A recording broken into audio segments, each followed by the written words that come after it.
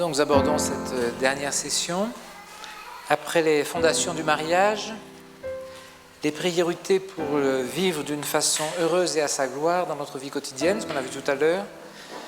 Nous allons voir maintenant les projets que nous avons élaborés avec le Seigneur et conduits par lui.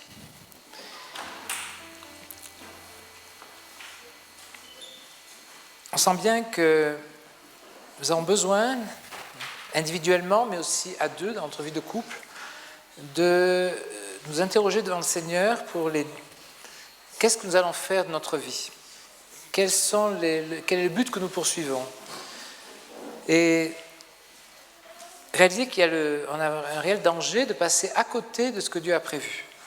On a peut-être nos idées, nos façons de voir, etc. Il y a toute la pression qui s'exerce par les nécessités diverses.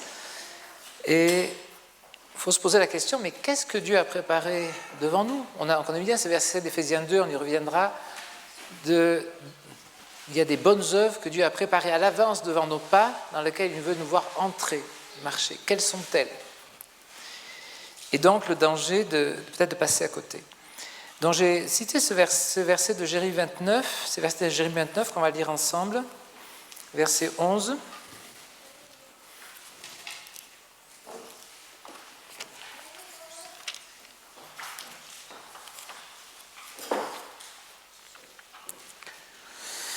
C'est ce que Dieu dit à son peuple, l'Éternel. « Car moi je connais les pensées que je pense à votre égard, dit l'Éternel. Pensées de paix et non de mal, pour vous donner un avenir et une espérance. Et vous m'invoquerez, et vous irez, et me supplierez, et je vous écouterai. Et vous me chercherez, et vous me trouverez. Car vous me rechercherez de tout votre cœur, et je me ferai trouver de vous, me ferai trouver à vous, dit l'Éternel. Et je rétablirai vos captifs, et je vous rassemblerai dans toutes les nations, et de tous les lieux où je vous aurai chassés, dit l'Éternel. Je vous ferai retourner au lieu d'où je vous ai transporté. » Donc ce sont des versets qui s'adressent littéralement au peuple d'Israël par l'Éternel, alors que le peuple avait été désobéissant, il avait dû le transporter de sa terre, etc. Et on voit comment Dieu s'adresse à lui pour l'encourager. Et ce sont des versets donc, dans cette application littérale, mais peut-être on peut en trouver une application aussi pour nous. Peut-être qu'aussi lorsque nous considérons notre vie ensemble devant Dieu, on peut se poser des questions, il y a peut-être des choses aussi sur lesquelles on doit reconnaître, confesser qu'il y a des choses qui n'ont peut-être pas bien allé, on a eu des manquements, il y a eu des choses qui n'ont pas été selon ce que Dieu voulait. Et peut-être qu'il y a des moments où il faut s'arrêter justement et faire le point devant Dieu, et réaliser que si de notre côté, il y a faiblesse, défaillance, manquement, et nous devons toujours le reconnaître, c'est vrai que qui va dire qu'il est vraiment entré dans tout ce que Dieu avait préparé, qu'il a fait vraiment ce que Dieu avait voulu, etc. Personne, n'est-ce pas ? On a tous à reconnaître qu'on a passé à côté de certaines choses, etc. Mais en même temps, il nous faut nous tourner vers notre Dieu, qui est un Dieu justement qui a des ressources. Avec Dieu, rien n'est jamais perdu. Il veut nous... On voit que là, il parle de rétablir les captifs, de les ramener dans la terre d'où ils avaient été transportés, etc. Eh bien, il peut y avoir des choses comme cela pour nous, lesquelles nous devons reconnaître, peut-être que nous sommes passés à côté, il y a des choses mais Dieu veut nous encourager à revenir, à écouter, il a des ressources. Et ces versets sont particulièrement encourageants. Et déjà, il ne faut pas non plus se laisser arrêter, peut-être à cause du temps perdu, par exemple. On peut se dire, mais peut-être, voilà, on est passé à cause de certaines choses, on a perdu du temps, etc.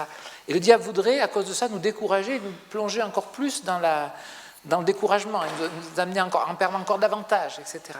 Alors qu'au contraire, Dieu nous montre qu'il veut nous bénir et il veut reconstruire. Il veut reconstruire. On voit qu'ici, dans ces versets, il dit, vous m'invoquerez, vous me supplierez et je vous écouterai.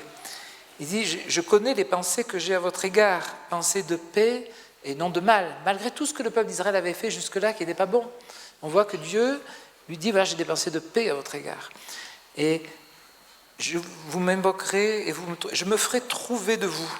Je rétablirai vos captifs, je vous rassemblerai, etc. Donc, tous ces versets sont des versets d'encouragement à réaliser que Dieu est fidèle, lui, il a des ressources. Et nous devons apprendre à vivre par la foi, là aussi, à lui faire confiance. Et on peut dire que Dieu peut même utiliser le négatif, moi j'ai écrit, pour bénir. Dieu a cette prérogative de tirer le bien du mal. Et il peut se servir même de nos défaillances pour amener quelque chose de bon. Ça, c'est la prérogative de Dieu. Faisons-lui confiance. L'émis va sortir de la captivité. Dieu veut se faire trouver. Dieu peut guérir les blessures. Voilà, se pardonner, se réconcilier, comme on a vu, les fondements dans les fondations du mariage. Ce sont des choses concrètes que nous devons apprendre. S'il y a des choses qui n'ont... C'est peut-être le moment de revenir sur des choses qui ont peut-être été difficiles pour que vraiment on puisse repartir et vraiment être libéré pour découvrir les projets que Dieu a pour nous maintenant. Il ne s'agit pas de se lamenter sur le passé, il s'agit de voir ce qui en est maintenant et qu'est-ce que Dieu veut placer devant nos pas maintenant. Qu'est-ce que lui a prévu? Et ça, c'est un point très important, de réaliser que nous allons faire un Dieu qui nous aime, qui lui nous connaît à fond, il connaît nos circonstances, pensons bien que Dieu connaît tout à fond, et c'est lui qui peut nous montrer le chemin à suivre, ce qu'il a prévu. En fait, nous avons simplement à nous laisser guider, en fait. Ce verset d'Éphésiens 2 montre bien que Dieu a préparé des bonnes œuvres. À nous de ne pas passer à côté pour y entrer. Et je dis à la fin, ne perdons pas de temps, ne perdons pas plus de temps. Peut-être on a réalisé qu'on en a perdu quelquefois. Eh bien, ne perdons pas de temps, faisons confiance au Seigneur. Lui veut bénir. J'ai mis ensuite croire les promesses de Dieu. Et si c'est important de revenir à des choses assez basiques, je dirais. On connaît beaucoup de choses de la Bible. Je pense que pour beaucoup d'entre nous, on a été élevés depuis longtemps avec la parole de Dieu, on profite de réunions, des choses. On connaît la Bible. C'est bien, mais il faut aussi la croire. Il faut aussi revenir à ces versets qu'on connaît bien pour se dire, mais qu'est-ce que ça veut dire pour moi? Est-ce que vraiment je fais confiance à Dieu? Est-ce que vraiment je saisis que c'est pour moi aussi que ça a été écrit? Donc, ces versets, on peut lire ces versets simplement. Hein. Verset d'Hébreux 6.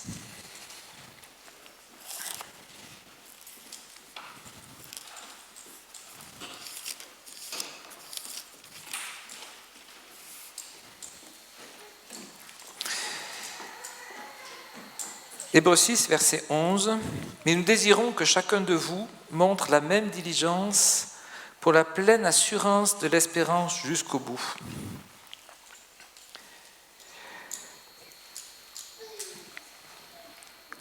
afin que vous ne deveniez pas paresseux, mais imitateurs de ceux qui, par la foi et par la patience, héritent de ce qui avait été promis.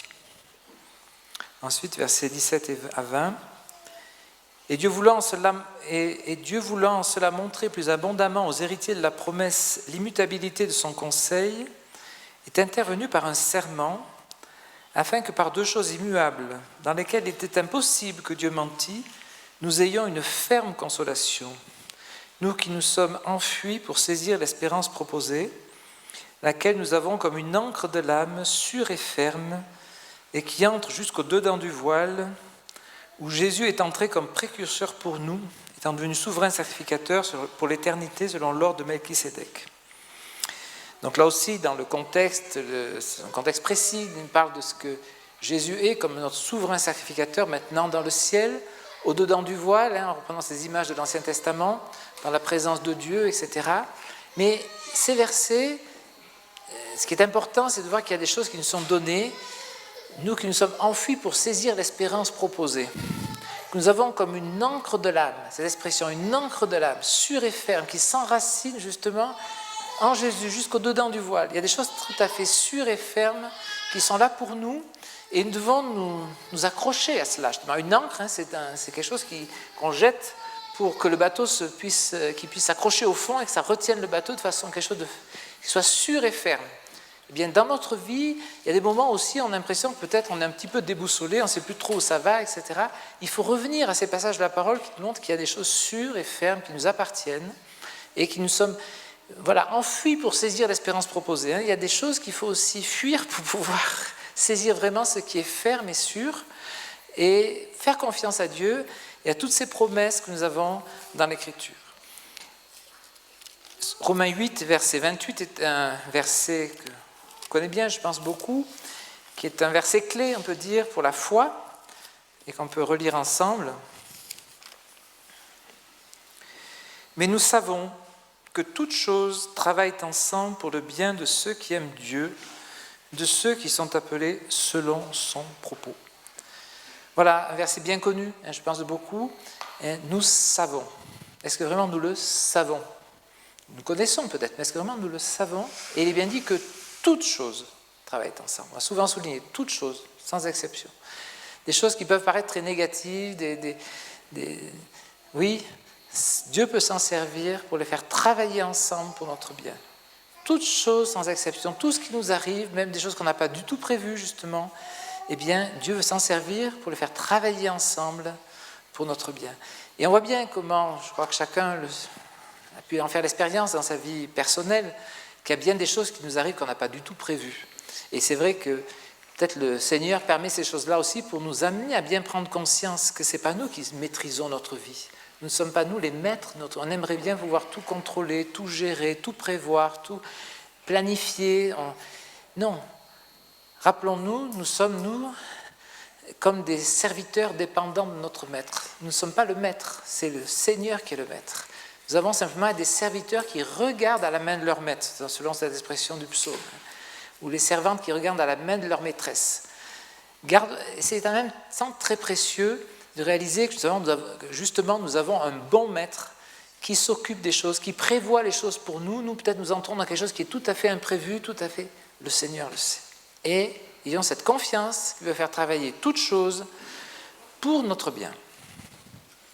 Éphésiens 3:20, on avait parlé aussi hier soir, un verset aussi qui est un verset clé, on peut dire. Celui qui peut faire infiniment plus que tout ce que nous demandons ou pensons, selon la puissance qui opère en nous. À lui gloire dans l'assemblée, etc. Qui peut faire infiniment plus que tout ce que nous pensons ou demandons, selon sa puissance qui opère en nous. Sa puissance qui opère en nous. C'est important aussi de réaliser que nous avons affaire à un Dieu puissant. Tout puissant, c'est le créateur de toutes choses. Que pouvons-nous craindre ? Quelles questions pouvons-nous avoir alors que nous avons pour Père le Créateur tout-puissant qui a tout créé. Nous sommes entre ses mains. Qu'est-ce qui peut nous arriver si on est vraiment là où il nous veut, occupé à ce qu'il a préparé, apprenant à le faire comme il le désire, là c'est un exercice, une application, enfin on doit s'appliquer à cela. J'ai souvent dit, si on peut dire à l'instant T, maintenant, se poser la question, est-ce que je suis là où le Seigneur veut que je sois ? Est-ce que, des fois, d'ailleurs on n'a pas le choix, on se trouve là, il y a des fois aussi on a des choix, on décide d'aller là, de faire ceci et faire cela. Donc c'est important de pouvoir dire, est-ce que je suis là où le Seigneur veut ? Si je peux dire oui à cette question. Si je ne peux pas dire oui, alors je dois me poser des questions, me dire je dois revoir les choses. Si je peux dire oui, alors est-ce que je suis occupé à ce que le Seigneur désire, à préparer pour moi ? Est-ce que je peux le faire devant lui ? Est-ce que vraiment je suis approuvé de lui dans ce que je fais ? Si je peux dire oui, alors c'est bien. Si je ne peux pas dire ça, il faut que je revoie les choses aussi avec lui. Et puis on peut dire, troisième question, est-ce que je le fais comme il le désire ? Est-ce que je le fais avec lui vraiment comme il le veut, être conduit par lui, en ayant ce désir d'apprendre et de le faire avec lui ? Voilà, si on peut dire oui à toutes ces questions, mais qu'est-ce qui peut m'arriver ? Qu'est-ce qui peut m'arriver ? Je me sens libre, absolument libre et en sécurité. Qu'est-ce qui peut m'arriver ? Je suis entre les mains du Dieu Tout-Puissant, je suis là où il me veut, etc. Si lui m'approuve, qu'est-ce qui peut m'arriver ? Ce sentiment de liberté donne vraiment est très important et donne vraiment la paix. 1 Corinthiens 2, versets 9 et 10.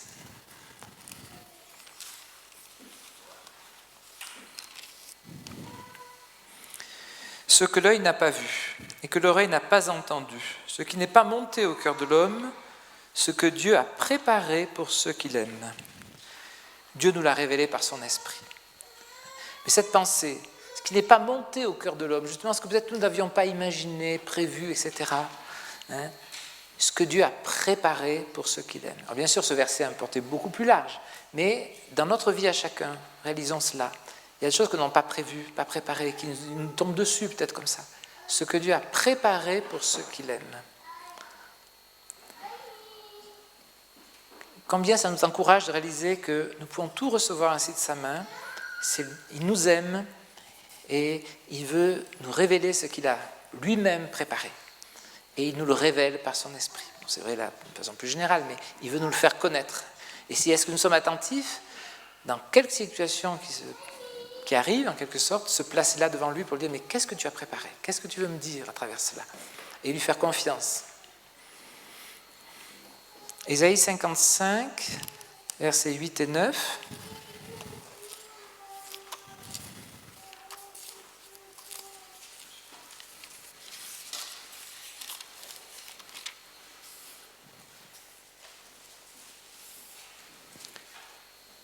Car mes pensées ne sont pas vos pensées, et vos voix ne sont pas mes voix, dit l'Éternel. Car comme les cieux sont élevés au-dessus de la terre, ainsi mes voix sont élevées au-dessus de vos voix, et mes pensées au-dessus de vos pensées. Là aussi, voilà, réaliser, Dieu est plus grand que nous. Mais il nous aime, ce Dieu dont les pensées sont tellement élevées au-dessus des nôtres. Comme les cieux sont élevés au-dessus de la terre, ainsi mes voix sont élevées au-dessus de vos voix, mes pensées au-dessus de vos pensées. Il y a effectivement toujours prendre conscience de notre petitesse devant notre grand Dieu, mais qui est aussi notre grand Dieu sauveur et notre Père qui nous aime. Et donc, voilà, nos pensées sont peut-être toutes bouleversées, mais pensons qu'il y a Dieu qui est au-dessus. Ses pensées ne sont pas les nôtres. Il a des voies différentes. Faisons-lui confiance. Jean 10, versets 9 et 10.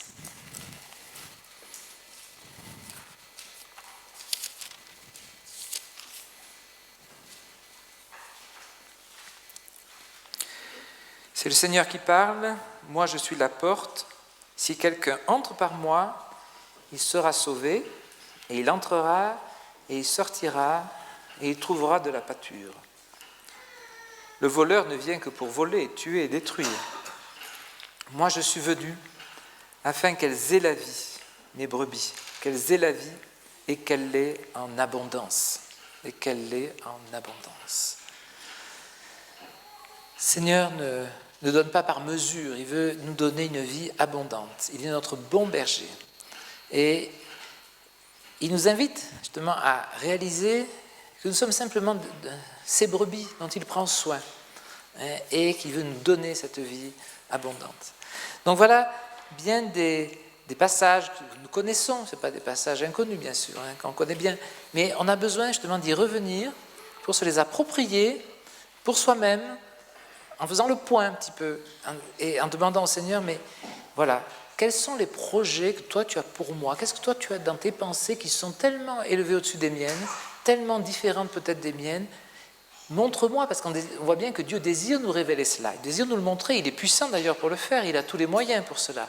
Le seul problème, c'est peut-être, est-ce que nous sommes prêts à les découvrir? Est-ce que nous sommes prêts à nous laisser éclairer? Et peut-être dans des choses qui sont tout à fait différentes que ce que nous avons imaginé jusque-là. C'est ça le problème. Nous nous fixons nous-mêmes nos idées, nos pensées, et quelquefois Dieu doit bouleverser nos vies pour pouvoir nous révéler les siennes. C'est une sorte fait un peu table rase de tout ce qui est de nous pour que ce qui est de lui puisse nous le montrer, puisse trouver sa place. Donc, ces projets, qu'est-ce que Dieu a prévu pour moi, pour nous, bien sûr, c'est bien sûr qu'il y a un exercice personnel de chacun dans notre relation avec lui, on a bien vu tout à l'heure, une relation personnelle avec le Seigneur, mais aussi en couple. Puis nos sujets, c'est là le mariage, à nous deux, à deux. Quels sont les projets que Dieu a pour nous?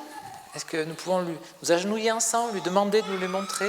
Est-ce que nous sommes prêts aussi à écouter, à découvrir peut-être des choses tout à fait différentes de la vision de la vie à deux que peut-être nous avions programmée, que nous avions vue? Voilà, on se fait tous bien sûr, des images, des projets dans notre vie.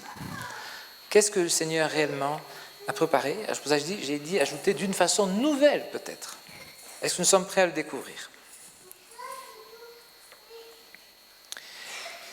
Alors on a vu dans la séance précédente c'est le côté des priorités à mettre en place, etc. Maintenant, c'est bien de le savoir, en quelque sorte, d'y avoir repensé, d'avoir vu cela, mais comment le mettre en pratique? Ce n'est pas le tout de le savoir. Comment le réaliser de façon concrète? Et peut-être ce qui est important, c'est de se dire ensemble, de revoir un peu ces différents niveaux de la pyramide qu'on a vus. Comment est-ce qu'on le met en pratique dans notre vie à deux? Notre vie personnelle d'abord, puis notre vie à deux. Peut-être, on voit bien, si on veut être honnête avec soi-même, on en parlait justement avec certains là, tout à l'heure, que tout ça c'est bien beau, mais finalement dans la vie concrète, dans toute la pression qui est là, de la vie quotidienne, eh bien, même arriver à mettre ses priorités en place, c'est pas facile, etc. On le sait, mais donc on sent bien l'importance de devoir mettre en place des actions concrètes, avoir, comme j'ai dit, un agenda concret pour ces choses et aussi des contrôles réguliers. Mettre en place avec un agenda et puis contrôler qu'effectivement on l'a bien fait. Alors j'ai cité des passages en Michée, en Deutéronome, on peut les lire, Michée 6, verset 8.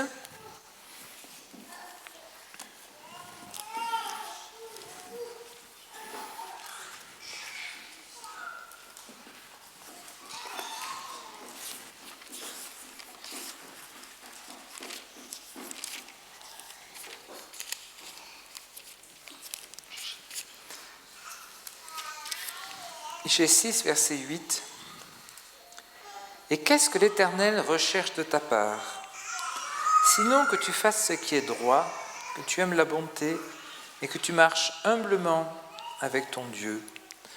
On a peut-être besoin de revenir à des choses simples, comme je disais tout à l'heure. Qu'est-ce que l'Éternel, qu'est-ce que Dieu recherche de notre part? En fait, des choses pas si compliquées que ça.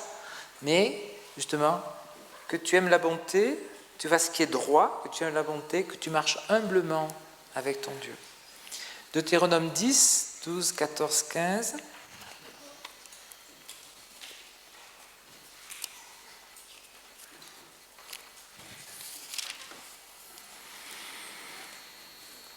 Deutéronome 10, verset 12. Et maintenant, Israël, qu'est-ce que l'Éternel ton Dieu demande de toi? Sinon que tu craignes l'Éternel ton Dieu pour marcher dans toutes ses voies et pour l'aimer et pour servir l'Éternel ton Dieu de tout ton cœur et toute ton âme, en gardant les commandements de l'Éternel et ses statuts, selon ce que je te commande aujourd'hui, pour ton bien. Voici, à l'Éternel ton Dieu appartiennent les cieux et les cieux des cieux, la terre et tout ce qui est en elle. Cependant, l'Éternel s'est attaché à tes pères pour les aimer. Il vous a choisi, vous, leur semence après eux, d'entre tous les peuples, comme il paraît aujourd'hui. Encore cette question. Maintenant, qu'est-ce que l'Éternel ton Dieu attend de toi? C'est une question qu'on doit se reposer, nous aussi. Qu'est-ce que Dieu attend de moi? Qu'est-ce que le Seigneur attend de nous en tant que couple? Alors, des choses qui sont relativement simples, en fait, mais qui sont, justement, dans leur simplicité, montrent que souvent nous avons une vie qui est embarrassée de beaucoup de choses. Et que nous avons besoin, justement, qu'elle soit un peu dépouillée de tous ces embarras-là, pour revenir à des choses très simples, de marcher humblement avec Dieu, de le craindre, de marcher dans la droiture, la vérité, etc. Et Dieu permet quelquefois effectivement des circonstances qui nous dépouillent, mais dans lesquelles justement il veut se révéler de plus près pour nous faire découvrir ce qui est essentiel, ce que lui a vraiment préparé, prévu pour nous. Et voilà, il y a cette grandeur de Dieu qui est, les cieux des cieux ne peuvent pas le contenir, etc. Et pourtant, ce grand Dieu s'occupe de moi, s'occupe de nous, il nous voit. Il nous connaît en tous les détails. Il est dit que même tous les cheveux de notre tête sont comptés. C'est quelque chose d'incroyable. Pas un seul passereau ne tombe en terre sans qu'il ne le sache. C'est cette grandeur de Dieu qui nous dépasse infiniment. Il est infini dans sa... Les cieux des cieux ne peuvent pas le contenir et pourtant, il s'occupe de tous les détails.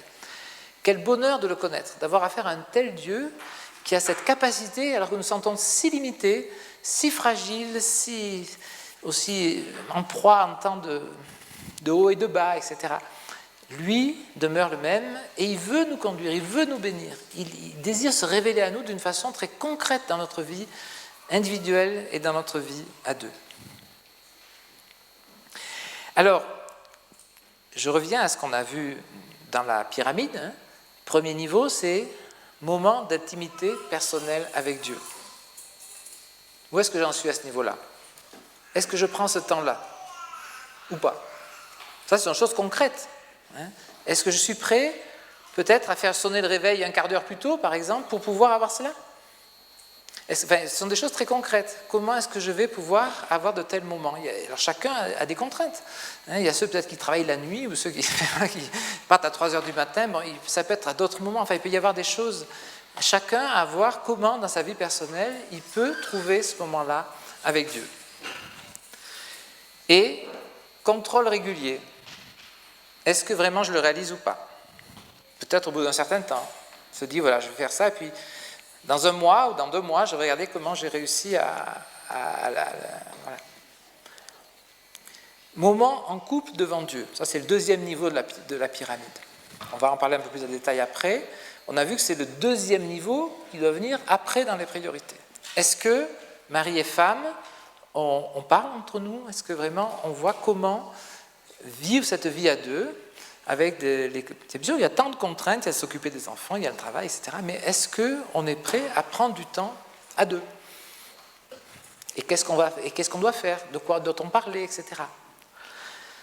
Bon, si on pourrait, dans un autre cadre, quand on fait des réunions de couple, par exemple, on voit plus en détail ce genre de choses, justement. Qu'est-ce qui est important de parler à deux? Mais donc, dans ce 2e niveau, on en parle, peut-être on fixe des choses assez concrètes, et puis on contrôle. Est-ce que vraiment on le fait ou pas? Avec les enfants, 3e niveau de la pyramide. Moment avec nos enfants devant Dieu. On a vu dans Deutéronome saisir toutes les occasions, à tout moment. Voilà, il y a aussi des moments dans lesquels on sent besoin de lire la parole avec eux, par exemple, saisir des moments particuliers où on va se tenir devant Dieu. Et on sent bien qu'on a tous vécu dans les familles, c'est pas toujours évident d'avoir ce moment de lecture de la parole ensemble. Disons très clairement que c'est quelque chose d'essentiel. On se rend compte quand on parle actuellement dans les familles, etc., qu'il y a malheureusement des familles où on n'a pas ces moments-là. On est tellement pris. Donc déjà, là aussi, agenda concret, à quel moment on va avoir ces moments en famille. On a vu, les pères ne provoquaient pas vos enfants, n'irritaient pas vos enfants. Si on met des moments comme cela qui ne sont pas du tout appropriés, où les enfants, on sait qu'ils vont être là parce on les a obligés à être là, ils vont être là, bon, ils vont être là physiquement parce qu'on les a obligés, mais leur tête, leurs pensées, tout ça, ce sera tout à fait ailleurs. Donc ça ne sert à rien. Il faut être clair, ça ne sert strictement à rien.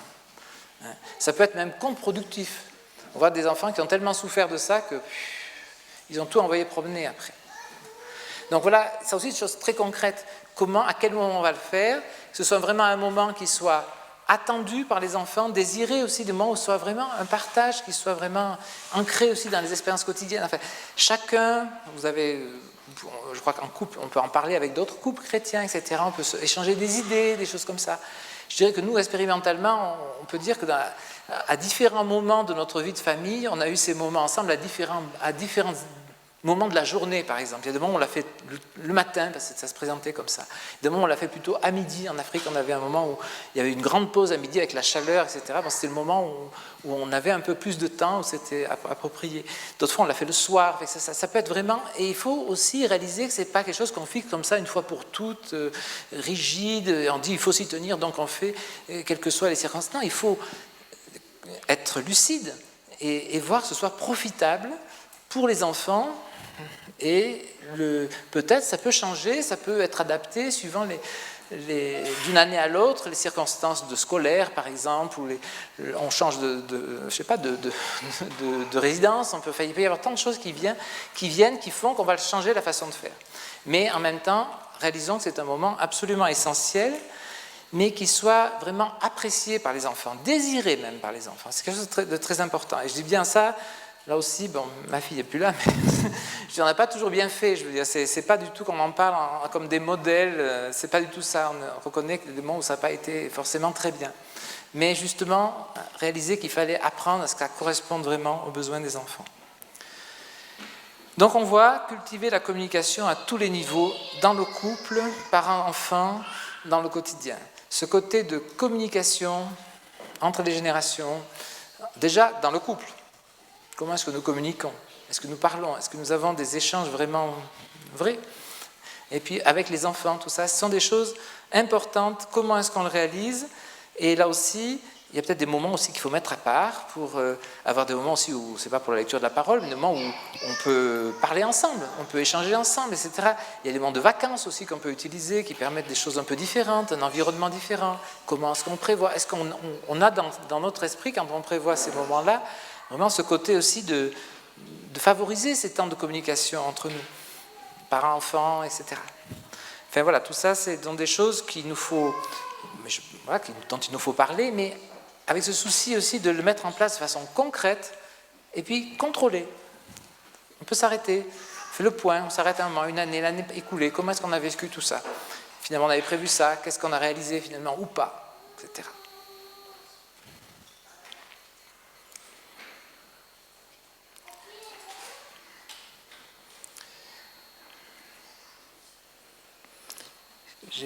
Ça affiche pas sur mon écran où j'avais mis, mais je ne sais pas si c'est l'impression que il manque un peu une partie de ce que j'ai écrit. Bon. Je ne sais pas pourquoi ça ne s'affiche pas, mais on peut passer à la suite. Donc on a vu, là j'ai marqué moment spécifique en couple. C'est, disons, le niveau 2 de la pyramide, ce qu'on a vu, nos relations mari-femme. Dans ces moments-là, il y a plusieurs choses en fait différentes. Déjà, gestion du planning.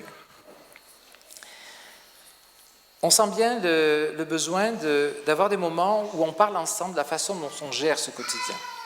On sent bien que la pression, je crois que tous on a fait l'expérience, la pression qui est là, le travail, il faut y aller, il y a une heure, il faut être présent, etc. Le patron ne va pas attendre, etc. Il faut donc y aller. Il y a tout ce qui est pour les enfants, il faut les amener à l'école. Il y a aussi toutes les activités annexes qu'on peut avoir à faire, etc. Tout ça, ça devient... Il y a une telle pression, quelquefois, qu'on n'arrive plus à vraiment... Alors, il faut réaliser qu'on ne doit pas se laisser pousser par tout ça. C'est à nous, quand même, de prendre le temps, un moment, quand même, pour planifier un peu ces choses.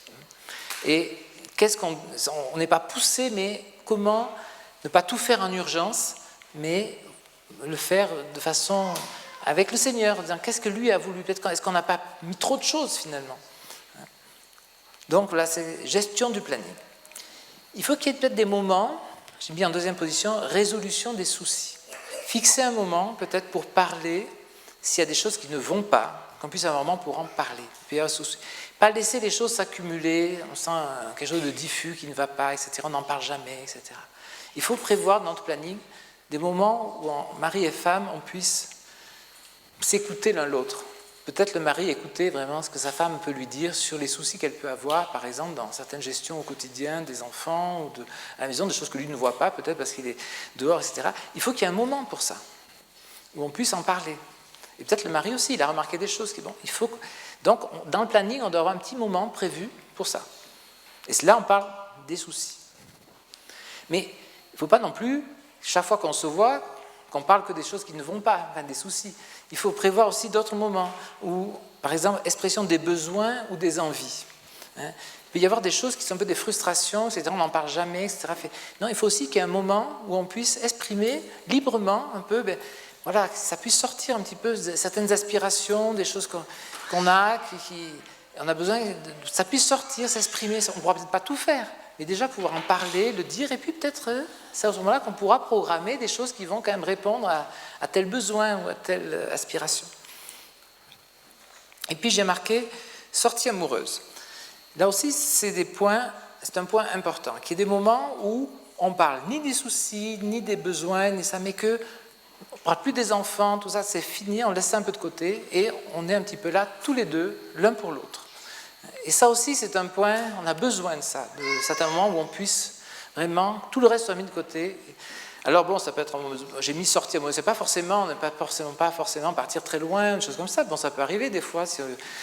Voilà, on a des parents, des beaux-parents qui peuvent garder les enfants, puis on peut partir tous les deux un soir, etc. Bon, c'est très bien, pas toujours possible, mais on peut, même si on a couché les enfants, etc., ce soir-là, on ne parle plus ni des soucis, ni de rien d'autre, on parle de nous. Voilà, un peu comme on revient un peu, chose qu'on faisait quand on était fiancés, parce qu'on se retrouvait, etc. On a besoin de retrouver un peu ça et d'avoir de tels moments. Voilà. j'ai dit, voilà, il faut important j'ai dit perpétuellement, envie d'épanouir, de surprendre l'autre. Je crois qu'il faut réaliser que dans cet étage, le deuxième étage, là, mari et femme, on a besoin de se stimuler l'un l'autre, de réaliser qu'on est là l'un pour l'autre aussi. On a été donné l'un à l'autre pour cela. Hein, on est responsable un petit peu en quelque sorte que, voilà, que pour le mari, ben, que sa femme puisse se sentir bien dans sa peau de femme, en quelque sorte. Et pareil pour la femme, que vraiment son mari puisse se sentir bien dans sa peau d'homme. Je crois c'est là qu'il peut y avoir Dieu nous a donné comme ce complément l'un pour l'autre, et qu'on ait ce souci que l'autre soit bien dans sa peau. Voilà. Et ça, je crois qu'on a une responsabilité l'un pour l'autre à cet égard, et c'est important d'y veiller, de réaliser on est là aussi pour ça. Alors je disais, c'était 2 versets qui sont donnés dans un autre contexte, hein, mais qui peuvent nous encourager aussi pour ça. 1 Timothée 4, verset 15.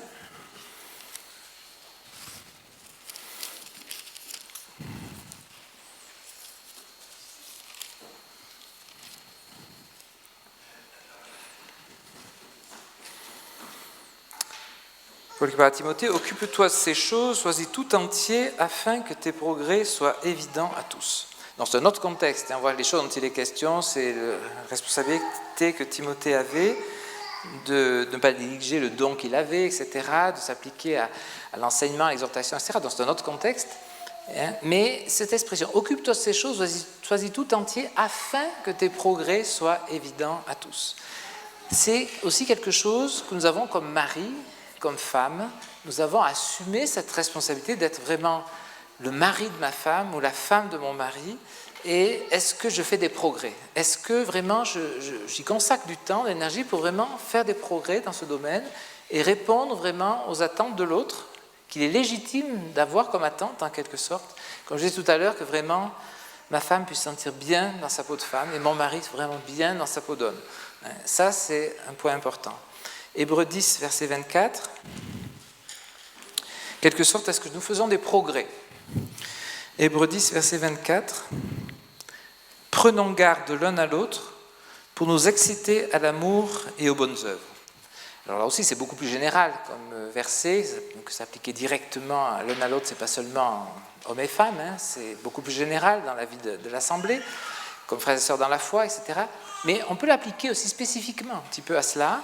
Hein, prenons garde l'un à l'autre pour nous exciter à l'amour et aux bonnes œuvres. On a besoin de se stimuler l'un l'autre pour vraiment faire des progrès dans cette vie à Dieu.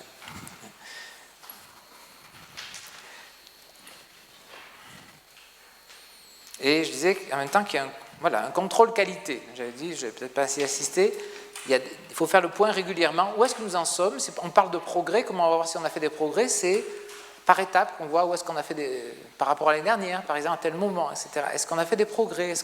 Voilà. Alors maintenant, dans tout cela, on dit c'est bien beau, mais notre vie, est-ce qu'elle est vraiment centrée que sur nous, sur le couple, etc.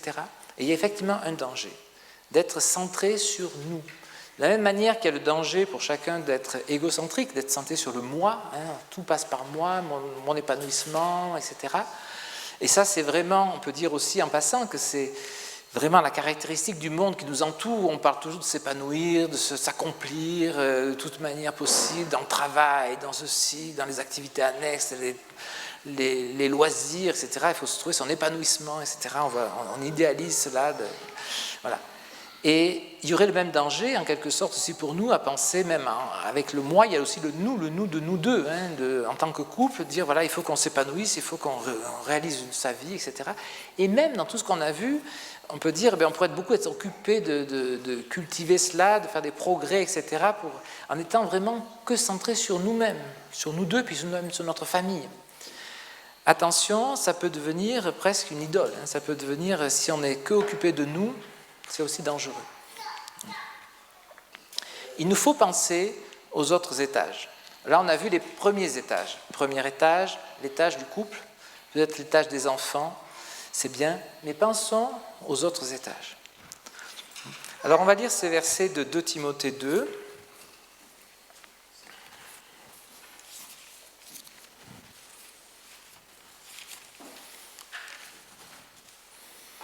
2 Timothée 2, versets 3 à 7.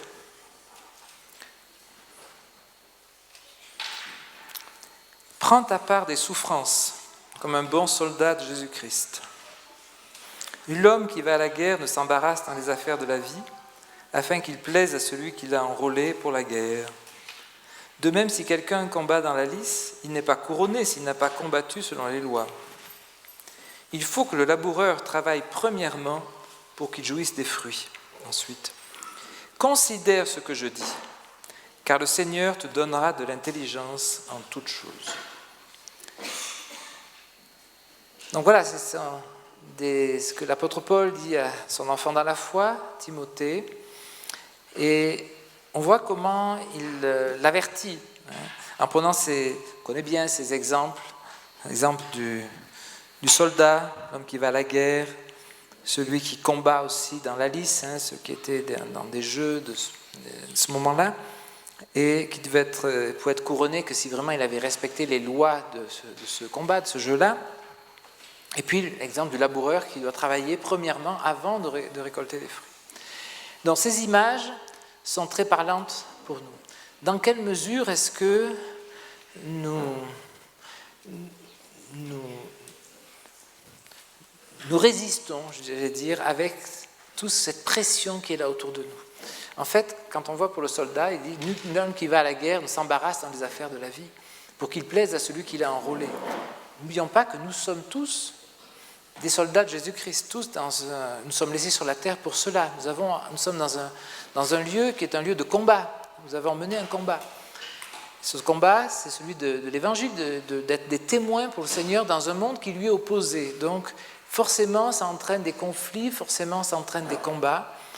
Et est-ce que nous sommes prêts à avoir des renoncements, comme le soldat qui laisse ses choses derrière lui, qui vit aussi qui renonce à certaines choses pour être un bon soldat, un bon combattant? Dans quelle mesure est-ce que nous aussi, nous sommes prêts à renoncer pour vraiment être aptes à servir le Seigneur? Comme je l'ai marqué là, on a cet enchaînement des choses légitimes dont je parlais tout à l'heure, le travail, l'école, les activités diverses, tout ça, ça devient... Et c'est vrai que cet enchaînement, comme je dis, ça peut être vraiment des chaînes, des choses qui nous enchaînent littéralement, c'est-à-dire qui nous entravent, qui nous empêchent de vivre cette vie de témoin, de service à laquelle le Seigneur nous appelle tous, sans exception. Serviteurs du Seigneur, ce n'est pas réservé simplement à ceux qui servent à plein temps, par exemple, pas du tout. Nous sommes tous, frères et sœurs, appelés à servir le Seigneur, tous appelés à être des témoins sur la terre. Et dans quelle mesure est-ce que nous vivons cela, ou est-ce que nous sommes finalement un peu entravés, un peu enchaînés par tant de choses légitimes? Je ne parle pas des choses, de chercher même beaucoup de choses dans les loisirs, etc., mais des choses même légitimes.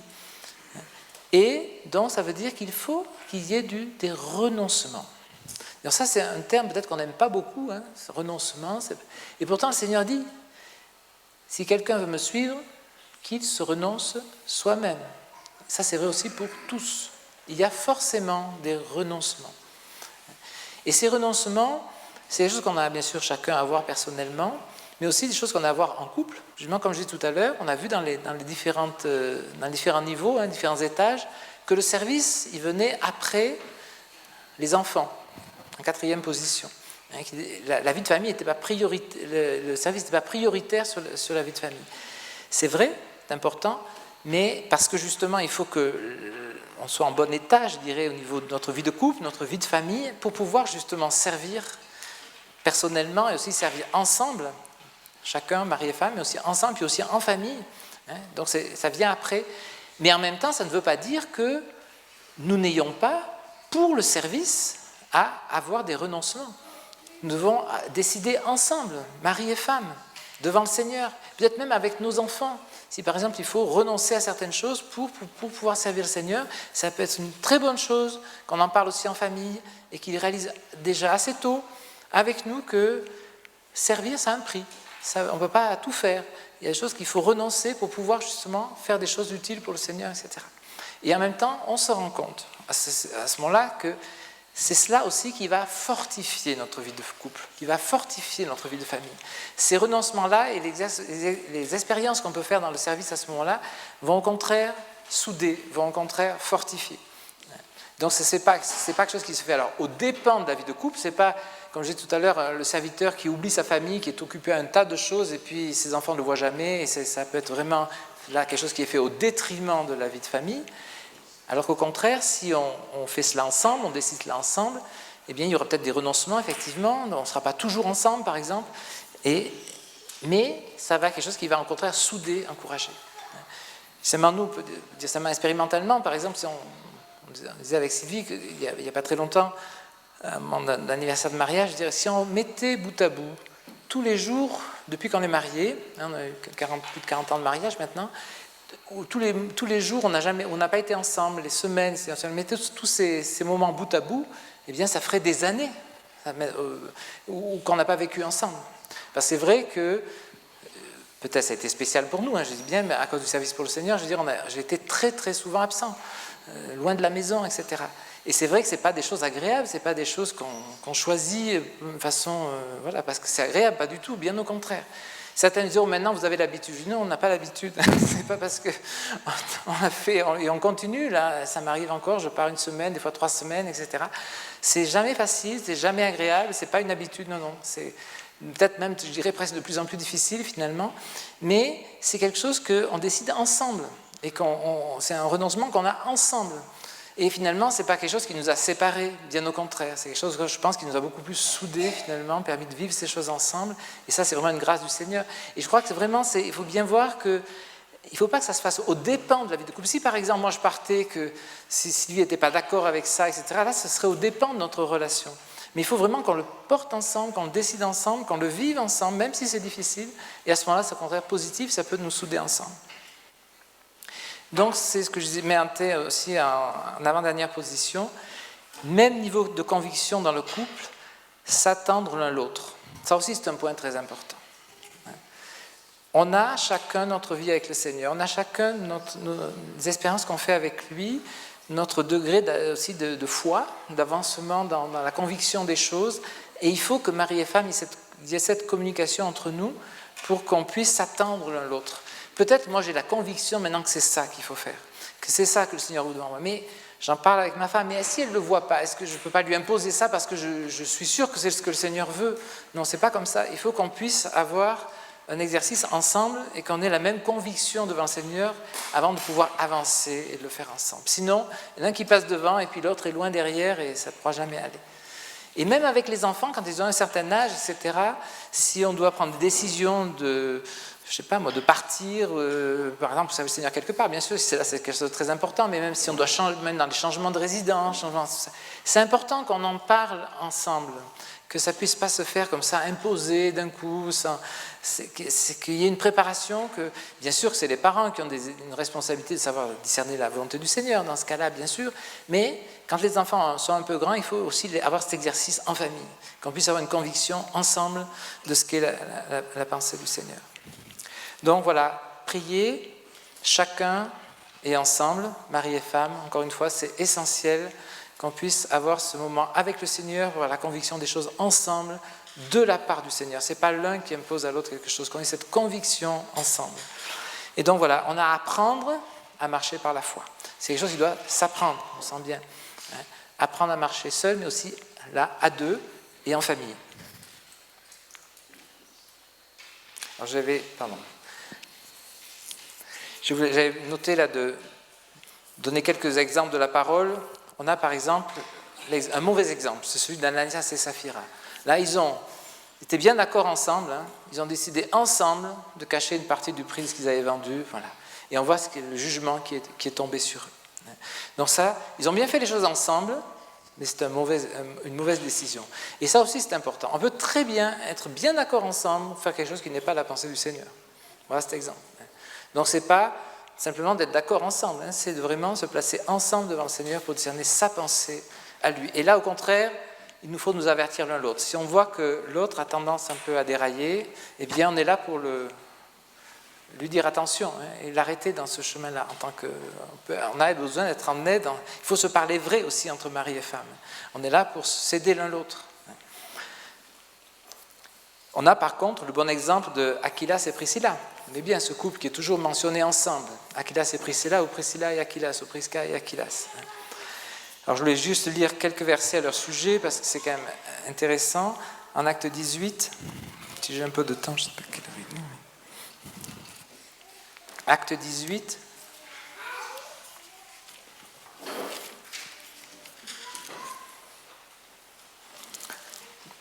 Premier verset. Après cela, étant parti d'Athènes, Paul vint à Corinthe. Ayant trouvé un juif nommé Aquilas, originaire du Pont, tout récemment venu d'Italie, ainsi que Priscilla, sa femme, parce que Claude avait commandé que tous les juifs sortent de Rome, il alla à eux, et parce qu'il était du même métier, il demeura avec eux et travaillait, car leur métier était de faire des tentes. Donc on voit cette rencontre entre Paul et Aquilas et sa femme, Priscilla. Verset 18. Et Paul, ayant demeuré là encore assez longtemps, prit congé des frères et mit à la voile pour la Syrie. Et avec lui, Priscilla et Aquilas. Et verset 19, et il arriva à Éphèse et les y laissa. Donc il laissa Priscilla et Aquilas, mais étant entré lui-même dans la synagogue, il discourut avec les Juifs. Donc on voit Priscilla et Aquilas qui partent avec Paul et qui vont rester à Éphèse. Paul les laisse là. Déjà, on peut dire, on voit cette disponibilité pour ce couple qui avait connu Paul à Corinthe. Ils avaient travaillé ensemble, etc.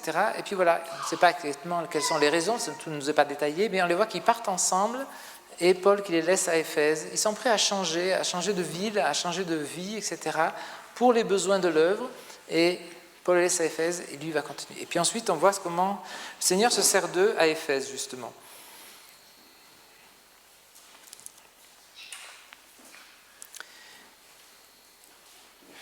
On peut dire à partir du verset 24, il vint à Éphèse un juif nommé Apollos, alexandrin d'origine, homme éloquent et puissant dans les Écritures.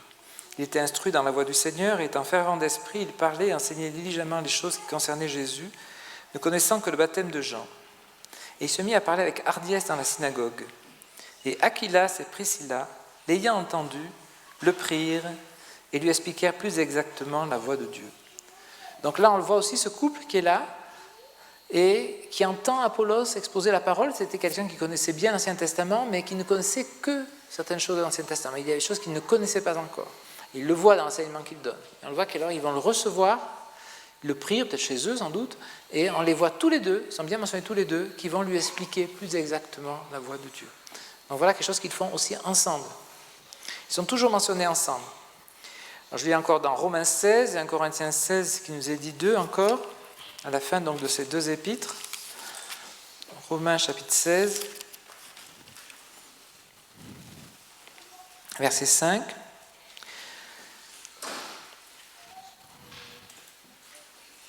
Plutôt verset 3. Saluez Prisca et Aquilas, mes compagnons d'œuvre dans le Christ Jésus, qui pour ma vie ont exposé leur propre coup, auquel je ne rends pas grâce moi seul, mais aussi toutes les assemblées des nations, et l'assemblée qui se réunit dans leur maison. Donc là, on voit que justement, qu'ils étaient à Rome, et l'assemblée se réunissait dans leur maison, et Paul peut rendre ce témoignage, qui pour ma vie ont exposé leur propre coup, auquel je ne rends pas grâce moi seul, mais aussi toutes les assemblées des nations. On voit qu'ils avaient eu un service qui était reconnu par tous, et par Paul en particulier. On voit qu'ils n'avaient pas hésité même à exposer leur vie pour l'avancement de l'œuvre, pour la gloire du Seigneur. Et puis, 1 Corinthiens 16,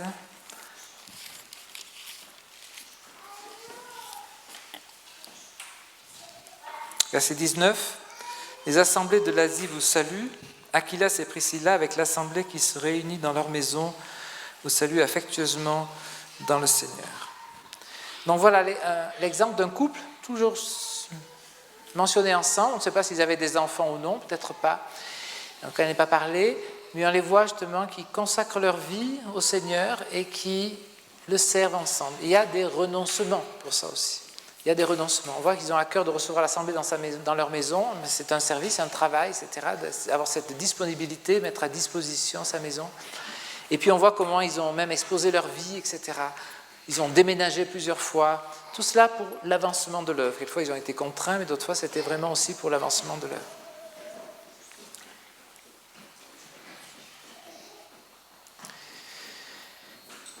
Alors, service spécifique pour le Seigneur. On va relire ces versets dont j'ai déjà parlé plusieurs fois d'Éphésiens 2.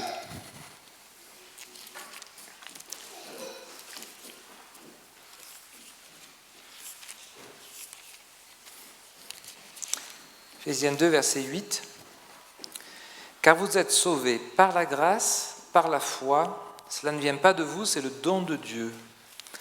Non pas sur le principe des œuvres, afin que personne ne se glorifie. Car nous sommes son ouvrage, ayant été créés dans le Christ Jésus, pour les bonnes œuvres que Dieu a préparées à l'avance, afin que nous marchions en elles. » Voilà, on a déjà plusieurs fois parlé, ce que Dieu a préparé à l'avance, des bonnes œuvres, dans lesquelles il désire nous voir marcher. Est-ce que nous les connaissons? Est-ce que nous avons appris à les découvrir? Est-ce que nous ne sentons pas qu'il y a ce souci pour nous de ne pas passer à côté de cela, ce que Dieu a préparé? On va lire aussi ce verset de 1 Pierre 4 que j'ai cité ensuite, 1 Pierre 4, verset 10. Il est déjà cité, on le voit là sur la projection à l'écran.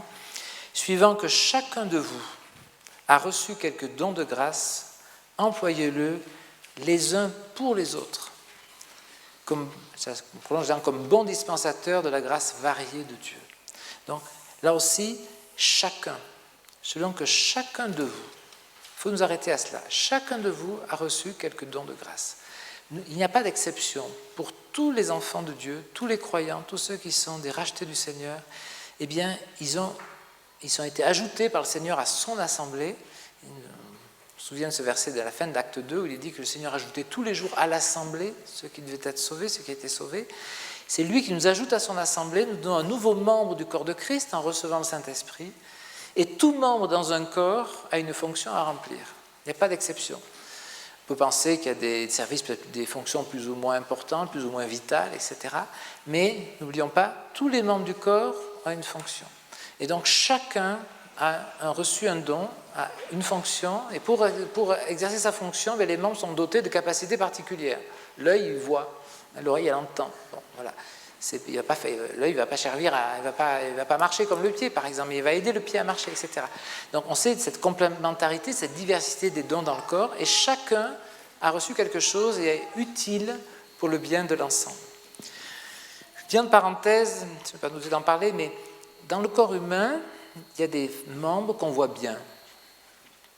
Ma main, mes yeux, mon oreille, etc. Tout ça, vous pouvez le voir, c'est quelque chose de visible, de public en quelque sorte. Et puis il y a aussi des membres, des organes qui sont cachés. Mon cœur, mes reins, mon estomac, tout ça, vous ne le voyez pas. C'est privé en quelque sorte, ça ne se voit pas, c'est caché, c'est intérieur. Eh bien, on peut dire que dans le corps de Christ, c'est la même chose. Il y a des dons que le Seigneur donne qui s'exercent en public. C'est les dons que le Seigneur donne aux frères, aux hommes. Les hommes, comme dons, ils ont tous qui a un caractère public et qui se voient. Par exemple, un frère qui présente la parole, eh bien, tout le monde le voit, etc.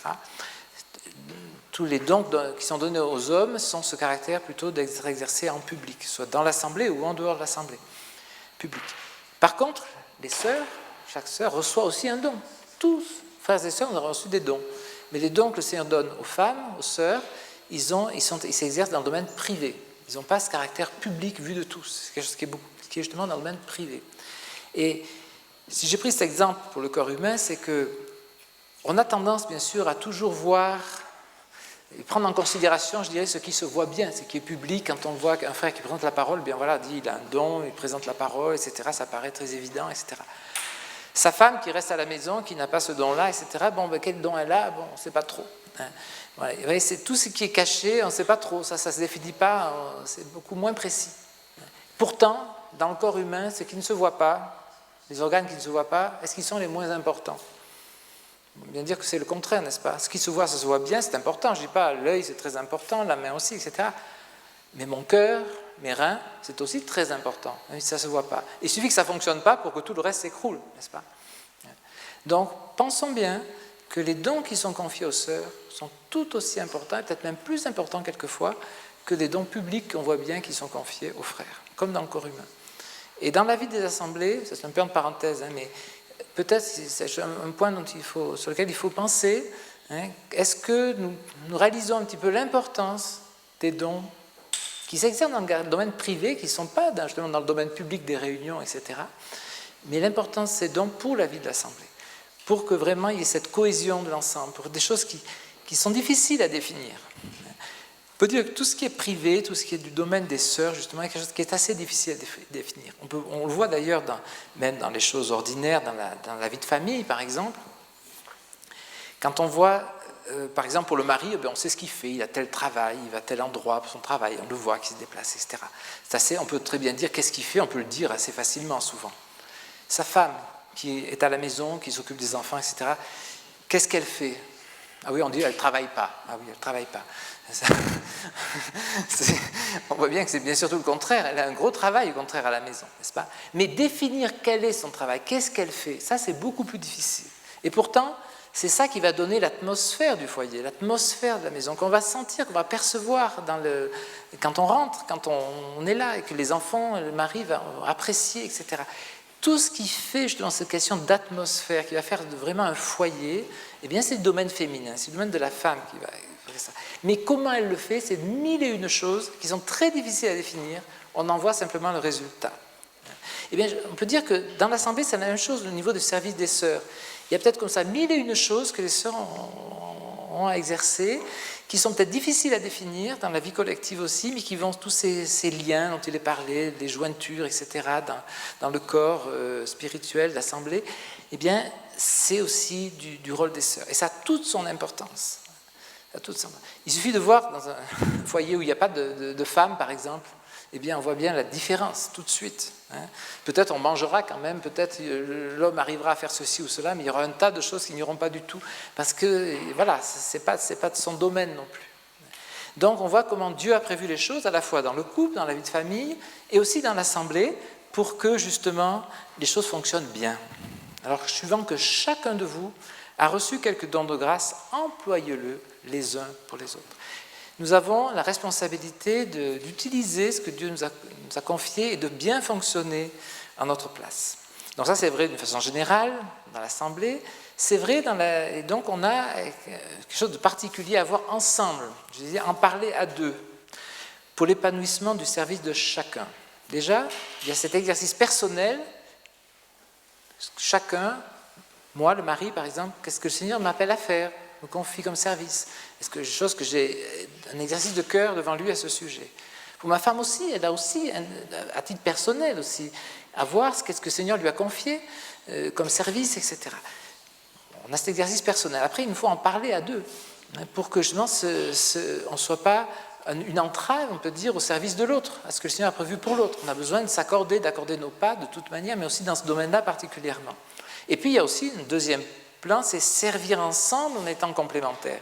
Il y a aussi des choses que le Seigneur va nous placer devant nous pour un service à deux, en tant que couple, en tant que famille aussi. Des choses que nous pouvons faire ensemble, qu'on ne pourrait pas faire justement séparément. Des choses qu'on peut faire ensemble. Et ce sont des choses que nous avons besoin de réaliser que l'importance de la chose. Vous voyez, peut-être que, je dirais souvent un peu parmi nous, dans les assemblées, on dit, voilà, il ne faut pas se mettre en avant de ce qu'on fait, etc. Il y a toujours ce côté-là. Donc, on n'en parle pas. Et chacun fait quelque chose peut-être dans son coin. Je pense qu'effectivement, il y a beaucoup à cœur de faire des choses et c'est très bien. Mais est-ce qu'on n'a pas besoin justement de réaliser plus concrètement que ce n'est pas se mettre en avant, mais que c'est la réalisation concrète de ce à quoi le Seigneur nous appelle, de discerner le service que le Seigneur place devant nous. Et il faut peut-être aussi en parler ensemble, entre autres, puis aussi, même avec d'autres, qu'on partage un petit peu ce que le Seigneur place devant nous, qu'on puisse prier les uns pour les autres, s'encourager les uns les autres, etc. Ce sont des choses essentielles. Attention, là encore, de ne pas passer à côté de ce que Dieu a préparé devant nous, dans lequel il veut nous voir marcher pour sa gloire, etc. Ça peut être des choses très simples. Il ne s'agit pas de dire on ne va pas partir à l'autre bout du monde pour servir le Seigneur. Non, il y a des choses très simples. Enfin, ça peut arriver aussi, mais je veux dire, il y a des choses très simples et que le Seigneur veut préparer devant nos pas et nous ne vont pas passer à côté de ce qu'il a. Et alors, on fera l'expérience justement de cette joie de servir ensemble, d'être un en cela aussi. Et ça, c'est quelque chose de très heureux, très important. On a vu que justement que le Seigneur nous unit ensemble afin que nous soyons un. Ils ne sont plus deux maintenant, ils sont un. Alors c'est vrai, on a vu ce qu'on a vu avant, tout ce qu'on a à cultiver, ce planning à faire, ces agendas, etc. Mais comme je disais tout à l'heure, ça peut être aussi, si on est trop centré sur notre nous tous les deux, enfin sur notre moi à deux en quelque sorte, on peut passer à côté justement de ce que le Seigneur a prévu. Et on verra que si au contraire on est exercé pour peut-être renoncer à certaines choses, peut-être renoncer à des choses qui... Ça coûte un peu de passer du temps à autre chose, etc., de s'ouvrir vers les autres, de prendre du temps pour des choses qui ne sont pas pour nous justement. Eh bien, on va voir alors qu'en bénéfice, on va retrouver, le Seigneur n'est jamais notre débiteur, le Seigneur va nous donner cette joie de le faire ensemble et va nous souder peut-être d'autant plus en servant ainsi ensemble et en découvrant cette joie de le servir ensemble. Et puis aussi, joie de servir en famille, avec les enfants. Je crois que c'est aussi un point très important pour notre vie de famille. Si on a vu le souci qu'il y avait de les élever, de leur parler de la parole du Seigneur, etc., on a vu d'être vrai devant eux dans ce que nous vivons. Ils voient nos vraies motivations, s'ils voient que vraiment notre désir c'est de servir le Seigneur ou pas. Et à ce moment-là, nous pouvons les associer dans ces projets qu'on peut avoir devant Dieu, de faire des choses ensemble en famille et d'avoir cet aspect de servir ensemble en famille. Et ça, vraiment, sont des choses qui peuvent être aussi très positives. Alors, j'ai cité, on avait déjà vu l'exemple d'Aquilas et Priscilla en acte 18. On les voit qui, tous les deux, prennent Apollos et lui expliquent ensemble plus exactement la voie de Dieu. Voilà, quelque chose qu'ils ont fait à deux. Ils ont fait bien d'autres choses ensemble, mais voilà un exemple. Et puis, je voulais citer aussi ce qui est dit en 1 Corinthiens 16 sur la maison de Stéphanas. Si bel exemple d'une vie de famille qui est consacrée au Seigneur. 1 Corinthiens 16, verset 15. Or, je vous exhorte, frères, vous connaissez la maison de Stéphanas, quelles sont les prémices de l'Achaïe, et qu'ils se sont voués au service des saints. Je vous exhorte donc à vous soumettre, vous aussi, à de tels hommes et à quiconque coopère à l'œuvre et travaille. Or, je me réjouis de la venue de Stéphanas et de Fortunate et d'Achaïque, parce qu'ils ont suppléé à ce qui a manqué de votre part, car ils ont recréé mon esprit et le vôtre. Reconnaissez donc de tels hommes. Donc, ce qui est très encourageant et instructif dans ces versets, c'est qu'on voit qu'il est question de Stéphanas, avec d'autres frères, 3 frères qui étaient venus de la part de l'Assemblée à Corinthe, voir l'apôtre Paul qui lui avait apporté des nouvelles, etc. Ils avaient recréé l'esprit de l'apôtre, qui en était heureux, etc. Mais il n'y avait pas que Stéphanas. On voit que l'apôtre parle de la maison de Stéphanas et qu'il fallait reconnaître cette maison. Vous connaissez la maison de Stéphanas. Quelles sont les prémices de l'Achaïe? Parmi ceux qui peut-être s'étaient convertis, les premiers en Achaïe, et qui se sont voués au service des saints. Quelle belle expression. Ils se sont voués au service des saints. En tant que famille, cette maison de Stéphanas était connue et ils avaient mis à cœur de se vouer au service du Seigneur, mais au service des saints, c'est-à-dire on sert le Seigneur à travers les siens. On est serviteurs des autres aussi, pour la gloire du Seigneur. Et alors, on voit que Paul disait, mais reconnaissez telle maison. Même l'autorité morale qu'il y avait dans une telle famille, et ça donnait aussi à Stéphanas lui-même, qui avait cette maison, qui était le chef de cette maison, une autorité morale du fait du dévouement de toute sa famille.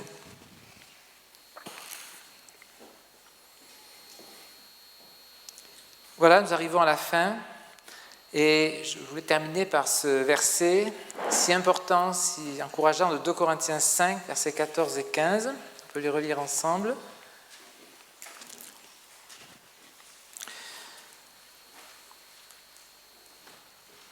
Qu'on a mis, je crois d'ailleurs, sur l'invitation.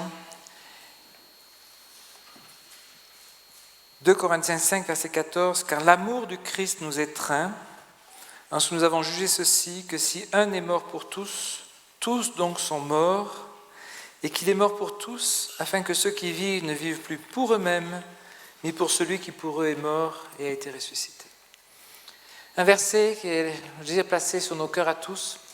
Il faut dire, en commençant et en terminant, en quelque sorte, c'est, voilà, cette fête, l'amour de Christ nous étreint.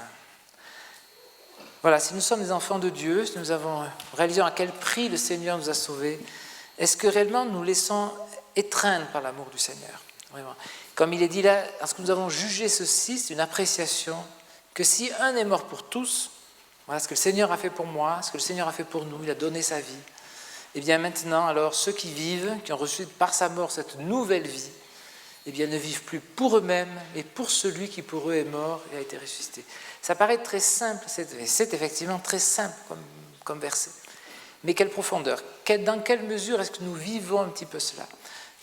Mais en même temps, ce n'est pas quelque chose de légal, hein, ce n'est pas qu'on doit faire ça. Ce n'est pas comme ça que la parole exhorte. Dans le Nouveau Testament, il y a une très grande différence à la façon dont on a des exhortations dans le Nouveau Testament et puis ce qu'on avait sous la loi, par exemple, dans l'Ancien Testament. Et peut-être on a une tendance très légale, c'est toujours de revenir à ce qu'on doit faire, ce qu'on ne doit pas faire.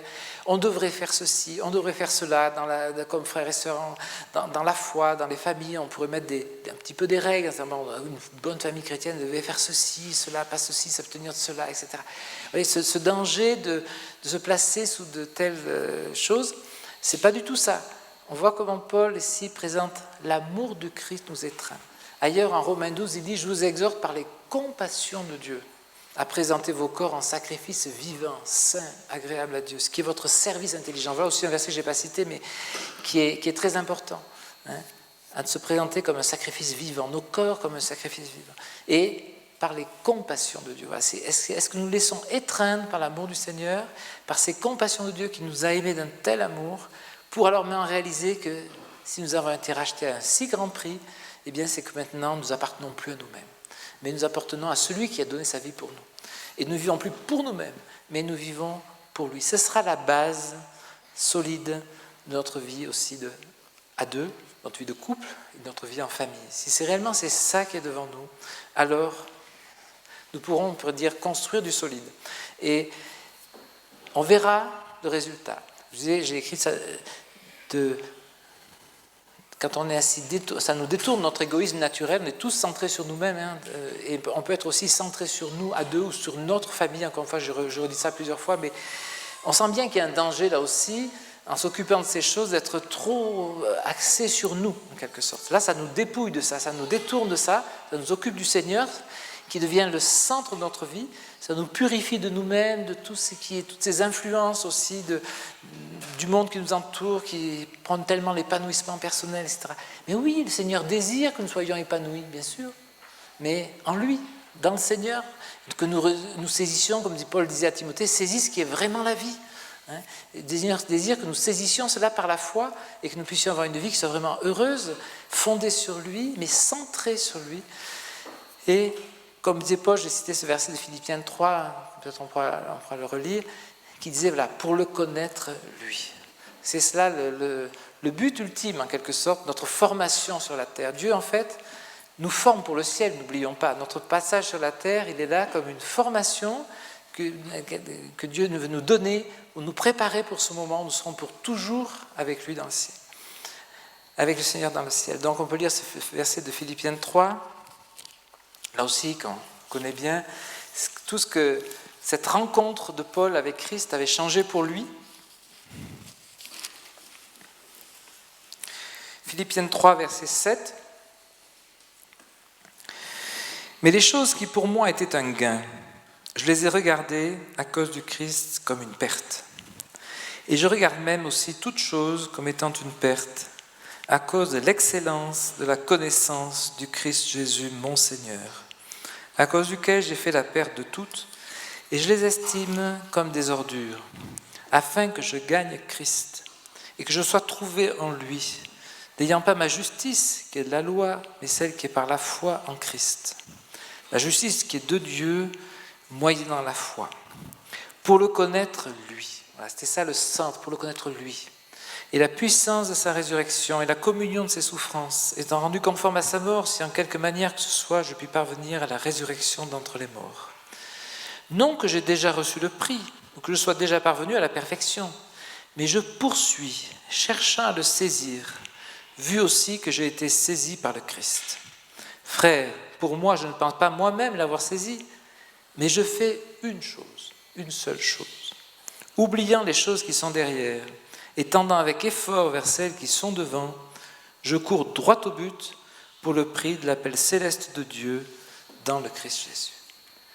Donc là aussi, pour que la vie de couple, la vie de famille, c'est pour la terre, n'est-ce pas? C'est une vie sur la terre. Nous savons quand nous serons dans le ciel, toutes ces choses disparaîtront.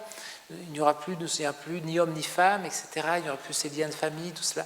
Mais on voit que nous sommes formés à travers ces choses pour le ciel. Et on voit que Paul, il avait justement pour le connaître lui, et il courait droit au but pour le prix de l'appel céleste de Dieu. Nous avons ce but céleste, nous courons vers Christ dans le ciel, et Dieu nous forme à travers toutes ces choses qui nous concernent aujourd'hui dans la vie sur la terre pour ce moment-là. Et donc, là aussi, c'est ce qui va nous garder dans l'équilibre, je dirais, dans cette vie de couple. Nous puissions y consacrer du temps, de l'énergie pour voir ce qui est amélioré. On a vu tous ces différents étages, etc. Mais le but, ce n'est pas simplement de ce que nous vivons sur la terre actuellement. C'est d'être préparé pour le ciel, de réaliser qu'à travers ces choses, le Seigneur va se révéler davantage à nous. Nous puissions le connaître mieux et courir vraiment droit au but vers lui. Voilà, pour le connaître lui et pour l'attendre, il vient bientôt en le servant.